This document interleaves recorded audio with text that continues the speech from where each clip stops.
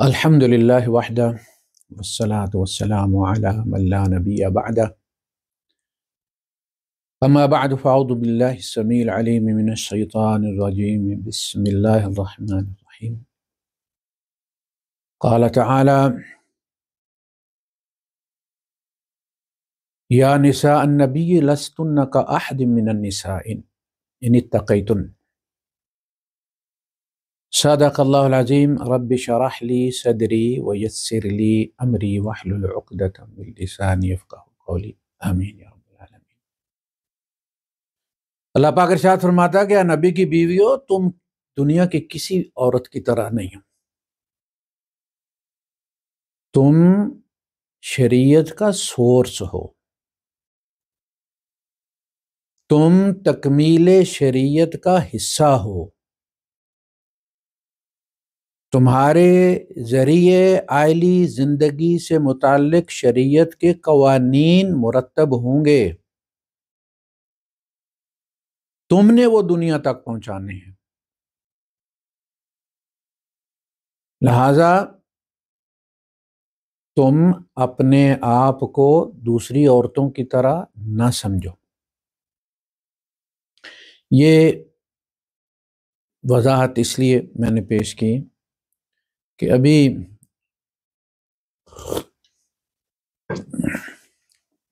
سپارہ پڑھ کے میں فارغ ہوا تھا، تھکاوٹ تھی، سارے دن کی بارش کو جھیلا ہے پنڈی کی، اور بھاگ دوڑ رہی، فلاں سامان لانا ہے فلاں سامان لانا ہے، اور اسی بارش میں ہی پھر جانا آنا، اور ہم نے 5 دہائیاں جو ہے وہ موسم بہار میں گزاری ہیں، سردی کبھی دیکھی ہی نہیں تھی۔ یہ پاکستان میں آ کے ہماری سردیاں شروع ہوئی ہیں، تو تھکاوٹ تھی بارش کی وجہ سے، بارش پڑنے کی وجہ سے بھی ظاہر ہے تھوڑا سا مسئلہ ہوتا ہے بدن کو۔ میں سونے کی تیاری کر رہا تھا تو ایک میسج آیا، میرے دوست ہیں ان کی طرف سے، ام المومنین حضرت عائشہ صدیقہ علیہ السلام کی ایک روایت سے متعلق۔ تو میں نے سوچا کہ یہ چونکہ اعتراضات ملحدین کی طرف سے بھی آتا رہتا ہے، اور کہا جاتا ہے کہ جی مرد عورت کا لباس اور عورت مرد کا لباس ہے، تو ایسی باتیں پھر نبی کی بیویاں کیوں بتاتی؟ یہ وہ باتیں جو ہمیں ہماری مائیں نہیں بتاتی، اور بتانا بھی نہیں چاہیے، اس لیے کہ ہماری مائیں شریعت کا سورس نہیں ہیں، وہ پردے رکھتی ہیں اپنا، انہیں پردہ رکھنا بھی چاہیے، ان کے عمل سے شریعت مرتب نہیں ہوتی، لیکن امہات المومنین کے عمل سے شریعت مرتب ہوتی ہے، اس لیے ان کو چھپانا ان کا جائز نہیں، ان کا بتانا واجب ہے۔ مثلا یہ جو ہم نہاتے ہیں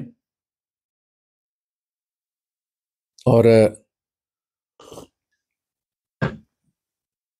پانی پڑتا ہے ہمارے نہانے سے، جو ٹب میں پانی بھرا ہوتا ہے، ہم لوٹا ڈالتے ہیں جو بھی مگا شگا، تو پانی گرتا ہے، دور بھی کھڑے ہوں تو چھینٹے جاتے ہیں اس میں، اور چونکہ ہم اپنے آپ کو نجس سمجھتے ہیں، سوال یہ ہوتا ہے کہ ہمارا وہ جو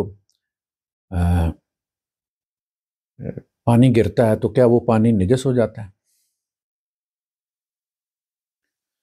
اب اس مسئلے کا جواب ابو بکر صدیق رضی اللہ تعالیٰ عنہ دیں تو وہ ہمارے دین کا سورس نہیں ہے، وہ ہماری طرح مسلمان ہیں، وہ نبی کریم صلی اللہ علیہ وسلم کی اسی طرح متبع ہیں جس طرح ہم ہیں، ان پر بھی نبی کریم صلی اللہ علیہ وسلم کا جو فرمان ہے وہ واجب الاطاعت ہے، جس طرح ہمارے اوپر ہے۔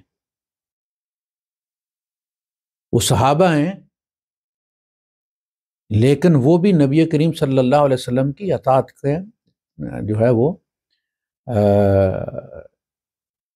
پابند ہیں، اور سب سے پہلے جو احکامات ہیں وہ ان کے لیے ہیں، لا ترفعوا اصواتکم فوق صوت النبی، یہ ان کے لیے۔ تو حضرت عائشہ صدیقہ ہمیں مسئلہ بتائیں، ام سلمہ سلام اللہ علیہما بتائیں، وہ عائشہ صدیقہ کے ریفرنس اگر بات بتائیں گی تو انہیں بھی دلیل دینی پڑے گی، یا قرآن سے یا نبی کے عمل سے۔ یہ مجبوری ہے ان کی کہ یہ بات نبی کی موجودگی میں ہوئی تھی، حضور کے ساتھ یہ معاملہ تھا، یہ اس کا ریفرنس ہے۔ وہ پانی ناپاک نہیں ہوتا اس لیے کہ میں اور نبی کریم صلی اللہ علیہ وسلم ایک ہی مگے سے نہاتے تھے اور ایک ہی ٹب میں نہاتے تھے، اور ایک بار وہ پکڑ کے پانی ڈالتے تھے، ایک بار میں پانی پکڑ کے ڈالتی تھی، اور ہمارا پانی اس ٹب میں گرتا تھا، تو حضور نے اس پانی کو نجس قرار نہیں دیا۔ یہ ریفرنس ہو گیا۔ اگر حضور کا ساتھ ذکر نہ ہوتا تو یہ شرعی حکم نہیں بنتا۔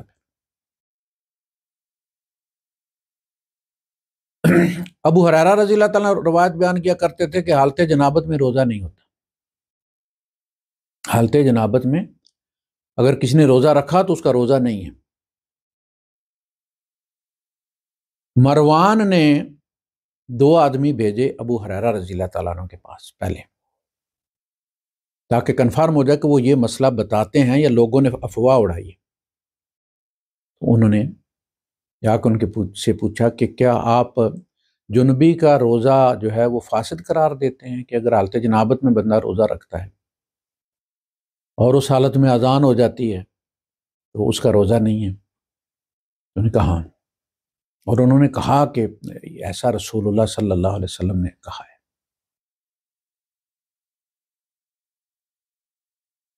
اس کے بعد وہ دونوں اٹھ کے گئے امہات المومنین کے حجروں کی طرف اور ان سے پوچھا مسئلہ۔ وہی بتا سکتی تھی کہ نبی کب جنابت میں تھے اور کبھی نبی کب جنابت میں نہیں تھے، اور جنابت کی حالت میں روزہ رکھا یا نہیں رکھا۔ تو انہوں نے کہا کہ اس مسئلے کے بارے میں تمہیں ام سلمہ بہتر، یعنی ازواج مطہرات میں سے بھی جانتی تھی نا، آپس میں ظاہر ہے ایک ہی شوہر کی بیویاں تھیں تو آپس میں مسائل ڈسکس کیا کرتی تھیں، باتیں۔ ان کا کہ اس کے بارے میں تمہیں ام سلمہ بتائیں گے۔ ام سلمہ سے جا کے پوچھا انہوں نے فرمایا کہ نبی کریم صلی اللہ علیہ وسلم حالت جنابت میں ہوتے تھے بغیر احتلام کے، حالت جنابت میں ہوتے یعنی ازدواجی تعلق کے نتیجے میں، اور اسی حالت میں پکاتی تھی اور حضور کھاتے تھے، دونوں حالت جنابت میں، پکانے والی بھی کھانے والی بھی، اور اس دوران اذان ہو جاتی تھی۔ سحری کھانے کے بعد، روزہ بند کرنے کے بعد اللہ کے رسول صلی اللہ علیہ وسلم غسل فرماتے اور نماز کے لیے تشریف لے جاتے۔ ثابت ہوا کہ جنبی کا روزہ جائز ہے، حالت جنابت میں روزہ رکھنا جائز ہے۔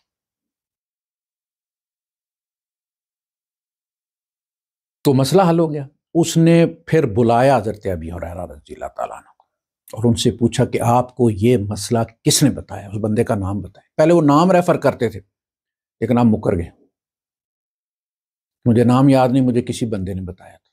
پہلے فرماتے تھے حضور صلی اللہ علیہ وسلم کا نام لیتے تھے،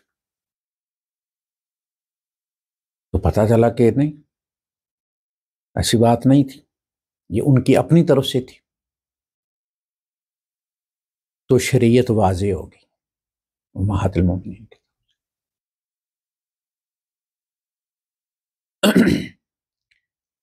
تو یہاں بھی وہ جو مسئلہ بیان فرما رہی ہیں، آپ ایام کے بارے میں، پیریڈز کے بارے میں گوگل سرچ کریں تورات میں کیا حکم ہے، تو آپ کو تفصیل ملے گی کہ وہ عورت کتے سے زیادہ نجس سمجھی جاتی تھی، وہ کسی کے ساتھ بیٹھ نہیں سکتی تھی، نیچے چٹائی پہ بیٹھتی، چٹائی پہ سوتی تھی۔ اگر کسی کے ساتھ بیٹھ جائے یا کوئی اس کے ساتھ بیٹھ جائے تو کوڑے مروائے جاتے تھے، جس طرح شودر کے ساتھ سلوک ہوتا تھا نا، جو بھجن سن لیتے اس کے کان میں سیسا ڈالا جاتا تھا۔ تورات میں ایسے ہے، اس کی بڑی تفصیل ہے۔ اب یہاں اللہ تعالیٰ نے یہ تو حکم دیا کہ تم نے ازدواجی تعلق قائم نہیں کرنا، ازدواجی تعلق قائم نہیں کرنا۔ اس کے علاوہ جو ملاطفت ہے، فور پلے جسے کہتے ہیں، وہ جائز، انٹر کورس سے منع کیا گیا۔ فلا تقربوہن حتی یطہرن، ان کے قریب مت جاؤ یہاں تک کہ وہ پاک ہو جائیں۔ فإذا تطہرن فأتوہن من حیث امرکم اللہ، جب وہ پاک ہو جائیں تو وہاں سے آؤ جہاں سے تمہیں اللہ نے حکم دیا ہے۔ اللہ تعالیٰ نے کہاں سے حکم دیا؟ جہاں سے بچہ پیدا ہوتا ہے، جہاں بیج ڈالا جاتا ہے۔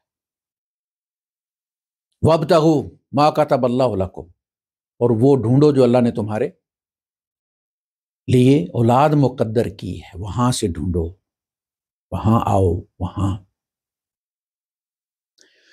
تو تقرب سے لوگ یہ سمجھتے تھے کہ وہ تورات والا کہ عورت کو الگ رکھنا ہے، چٹائی پہ بٹھانا ہے، بستر پہ نہیں بیٹھ سکتی، کسی کے ساتھ نہیں بیٹھ سکتی، برتن کو ہاتھ نہیں لگا سکتی۔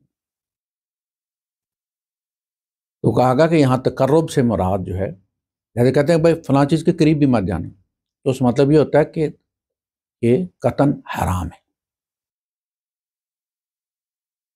تو لا تقربوا الصلاۃ وانتم سکارى، نشے کی حالت میں نماز کے قریب مت جاؤ، یہ نماز حرام ہے، نماز پڑھنا اس حالت میں، یہ ہے قریب مت جاؤ۔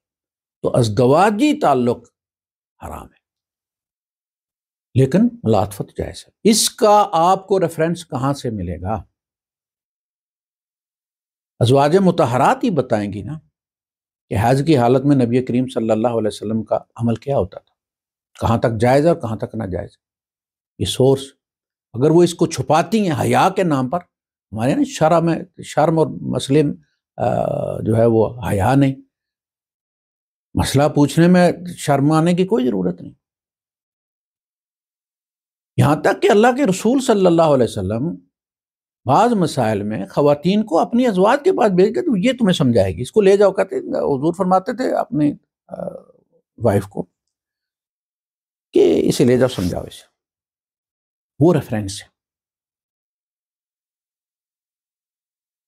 تو یہ کوئی بری بات نہیں ہے کہ انہوں نے بتایا کہ جی اللہ کے رسول صلی اللہ علیہ وسلم جو ہے وہ لنگوٹ بندھوا دیتے تھے اور باقی جو ہے وہ ملاطفت کرتے، سو جاتے تھے میرے ساتھ۔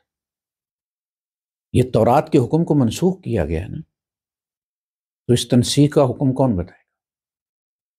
حضور سے سوال کرنے سے صحابہ ڈرتے تھے۔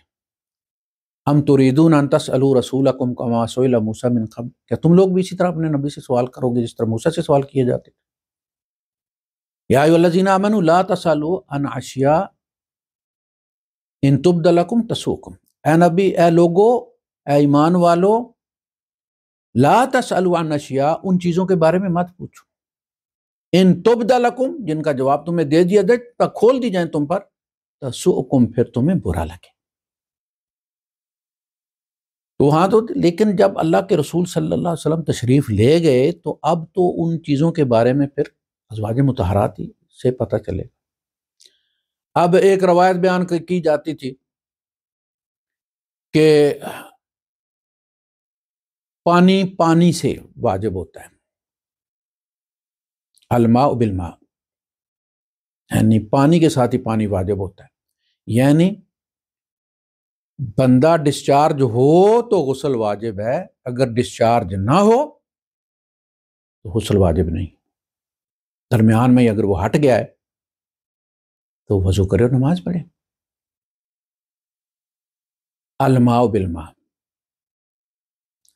اس کے بارے میں پھر کس سے پوچھا گیا؟ ایک زوجہ سے پوچھا، انہوں نے دوسری زوجہ کو بتایا کہ اس کا جواب تمہیں فلاں خاتون دے گی۔ ان کے ساتھ کوئی ایسا کوئی ہیپننگ ہوئی نا، جن سے پوچھا گیا ان کو پتا تھا، ان کا کہ اپنی فلاں امی سے پوچھو۔ وہ گئے، پوچھا، تو انہوں نے بتایا کہ اللہ کے رسول صلی اللہ علیہ وسلم نے اس طرح سے درمیان میں چھوڑ دیا، اور پھر ہم دونوں نے غسل کیا، اور پھر وہ اذا بلغ الختان والختان، جب ختان سے ٹکرا جائے تو وجب، تو وہ پھر پانی واجب ہو جاتا ہے، غسل واجب ہو جاتا ہے، ڈسچارج ہو یا نہ ہو، دونوں غسل کریں۔ ریفرنس یہ تھا، انہوں نے بتایا کہ اللہ کے رسول صلی اللہ علیہ وسلم بعض دفعہ اسی طرح چھوڑ دیتے تھے اور غسل ہم دونوں کرتے تھے۔ تو وہ جو پانی والی بات کیا ہوئی کہ اگر خواب تمہیں آئی ہے، دیکھیں بات کیا تھی، لوگوں نے کہاں تک اس کو لے گئے، وہ بات یہ تھی کہ اگر تمہیں خواب آئی ہے لیکن پانی تمہیں بستر پر نظر نہیں آیا تو تم پر غسل واجب نہیں، اور تمہیں خواب یاد نہیں ہے لیکن بستر گیلا ہے تو غسل واجب ہے۔ الماء بالماء، پانی مل گیا ہے تو اس کا مطلب ہے کہ تمہیں غسل کرنا پڑے۔ یہ بات احتلام کی ہو رہی تھی، یہ اس تعلق کی نہیں تھی۔ تو کلیئر کس نے کیا؟ نبی کے گھر والوں نے، یا نساء نبی لستن کاحد من النساء، انہوں نے تو دین کو کھول کے بیان کرنا ہے نا، وہ شریعت کا سورس ہے۔ اس طرح بہت ساری چیزیں ہیں، تو یہ کوئی بری بات نہیں کہ یہ بات جو ہے وہ کیسے بتا سکتی ہیں حضور کا پردہ چاک کرے۔ یہ حضور کا پردہ چاک نہیں، یہ شریعت ہے، یہ جینین، یہ کوئی خیالی دنیا نہیں ہے۔ ہمیں ریفرنس چاہیے اعلی زندگی کی ایک ایک اس کے سیگمنٹ کا۔ عیسیٰ علیہ السلام کے یہاں آپ کو یہ نہیں ملے گا، یہ آپ کو مصطفیٰ سے ہی ملے گا صلی اللہ علیہ وسلم۔ تو یہ جو کہتے ہیں کہ جی وہ بتانے کی ضرورت ہے۔ اب سوال یہ تھا کہ بھائی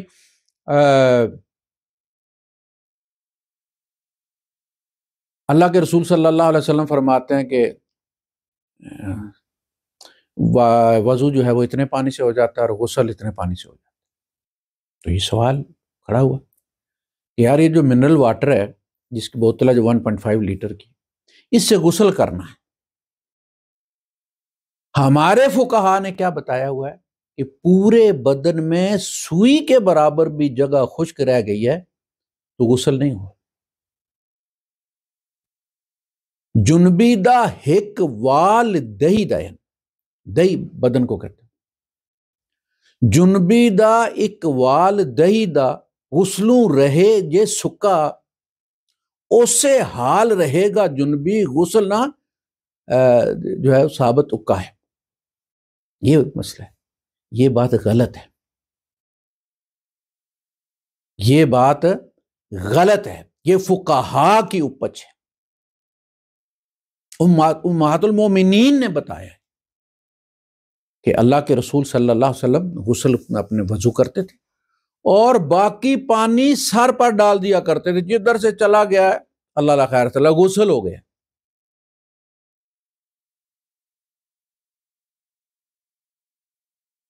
وہ ایک ایک جگہ اور ایک ایک بال اور ایک ایک کو کرنا تاکہ کوئی بال جتنی جگہ نہیں، غسل کے بعد سر کو بھگو دیا، سر پہ پانی ڈال دیا تو غسل ہو گیا۔ نہیں انہوں نے بتایا، اپنے بھانجوں کو بتایا، پانی ان سے منگوایا اتنا جتنے کے بارے میں شک تھا، مسجد نبوی میں بحث چل رہی تھی کہ اتنے پانی سے غسل کیا جائے، اس طرح کے بدن کا کوئی جو ہے وہ بال سکا نہ ہو، اور اس حال میں کہ یہ بال رکھتے تھے عربی بدو، اب بھی پہاڑی علاقوں کے لوگ رکھتے ہیں، پٹھان دیکھتے ہیں آپ، سب کے بال ہوتے ہیں، داڑھی بڑی ہوتی ہے، وہ بھی چھتے رکھتے تھے۔ اللہ کے رسول صلی اللہ علیہ وسلم نے حجۃ الوداع پہ سر جو ہے وہ منڈایا ہے، ٹین کروائیے یا عمرے میں کروائیے، اور دونوں بار کے بال آپ نے تقسیم کیے صحابہ، اس کے علاوہ آپ نے کبھی ٹینڈ نہیں کروائی۔ ٹینڈ جو ہے یہ غلامی کی نشانی ہے، اور اس لیے بال وہاں اتارے کہ غلام جو تھے ان کو بال رکھنے کی اجازت نہیں ہوتی تھی، اور ہم بال اتار کے وہاں حرم میں اپنی غلامی کا اظہار کرتے ہیں، لیکن ہم یہاں سے وہاں چلے جاتے ہیں، نفس کو کیا مارنا ہے، ہم اپنے بال تک منڈانے سے جو ہے وہ اجتناب کرتے ہیں کہ بچ ہی جائیں یہ کسی طریقے سے، ٹک ٹک کہیں سے لگ جائے تو ہو جائے کہ جی اتنا بس ہو گیا، ٹینٹ کروانے سے یہ شکل بگڑ جائے گی، اچھا نہیں لگوں گا میں آفس جاتا ہوا، خدا کی غلامی کہاں گئی، وہ غلامی کا نشان کہاں گیا؟ ثابت ہوا کہ انا ابھی ہے اندر، ٹینڈ انا کے خاتمے کا اعلان کرتی۔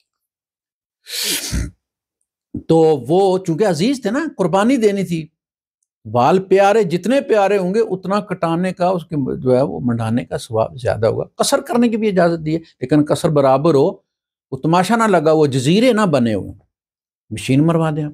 خیر، تو یہ بال بھی رکھتے تھے، داڑھی بھی اتنی بڑی تھی، وہ 1.25 لیٹر سے تو بال اور داڑھی نہیں بیکتی بھائی صاحب. تو غسل کیسے ہوگا؟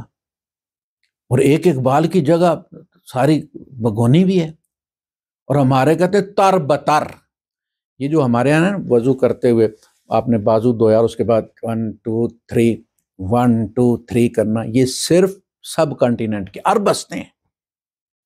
عرب دیکھ کے ہمیں ایسے کنکھیوں سے ان کا اثر نکل جاتا، یہ کہ وضو کے بعد بھائی، یہ وضو کے بعد بھائی آپ نے دھو دیے، ٹوٹی کے نیچے یار رکھا ہوا ہے.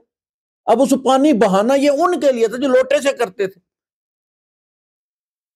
تو ان کو کہا کہ جی ایسے دھونا کہ قطرے ٹپک جائیں. اب وہ ٹپکانے کے لیے ٹوٹی کے نیچے رکھا ہو یار، تم آدھا گھنٹہ ہوا بیٹھے ہوئے اور یہ ابھی رہتا ہے. یہ ہماری ادائیں. اس مسئلے کا حال یہی تھا کہ اتنا پانی لیتے تھے، وضو کرتے تھے، پاک ہو گئے، باقی پانی سر پہ ڈال لیا کرتے تھے. یہ غسل تھا، بتانا ضروری تھا. تو یہ شرعی مسائل ہیں، ان میں ان پر چھپانا نہیں، واضح کرنا واجب تھا. اس کے سوا کوئی ریفرنس نہیں ہے. وہ اپنی زبان سے بتائیں گی تو وہ بھی ہماری طرح ایک مسلمان ہے، نبی کی امت ہے. عالمہ ان کو کہہ سکتے ہیں، لیکن ہر عالم حجت نہیں ہے جب تک نبی کریم صلی اللہ علیہ وسلم کا ریفرنس ساتھ نہ ہو. لہذا انہیں بتانا ضروری تھا کہ حضور کی موجودگی میں یہ ہوا. وآخر دعوانا ان الحمد للہ رب العالمین.